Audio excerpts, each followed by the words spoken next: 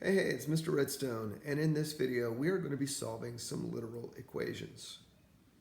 Now, all of your rules for equation solving still hold up. It's just now you've got a lot more letters. For instance, in this first example, to solve for h, we have that coefficient of p that's getting in our way. But that 2b, we can eliminate that by using the inverse operation of subtraction. If I subtract 2b on the right, I've got to subtract 2b on the left as well. So what we'll get is a minus 2b equals p times h. Now those aren't like terms on the left. If I want to get rid of that p now, the inverse operation is division. So I'm going to divide everything by p. And believe it or not, you're done. H is going to equal a minus 2b divided by p.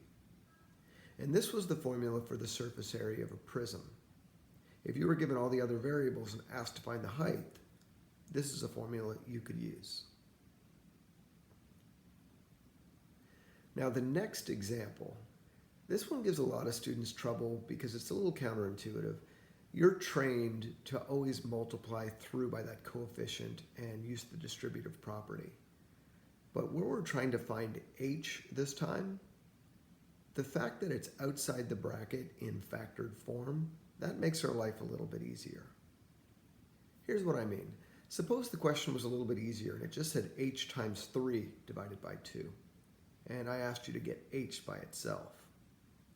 You could just multiply by the reciprocal, 2/3, and that would eliminate the 2's and the 3's, as long as you do it to both sides. This question is no different.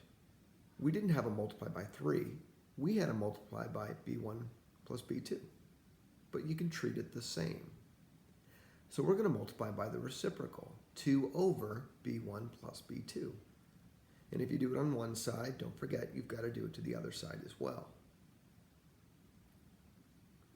Now it may look complicated on the right-hand side, but you'll notice the b1 plus b2's cancel out, the 2's factor out, and what we're left with is h equals 2 times a over b1 plus b2. That's the formula for the area of a trapezoid. The last one I'll do. This is the formula for surface area of a sphere. If we're trying to isolate the variable r, we've got to take care of the coefficient of 4 times pi. And the way you do that is with the inverse operation of division. That leaves you with r squared equals a divided by 4 pi. To isolate the r, the inverse operation of squaring is square rooting. So if we take the square root of both sides, we now have an expression that gives us r.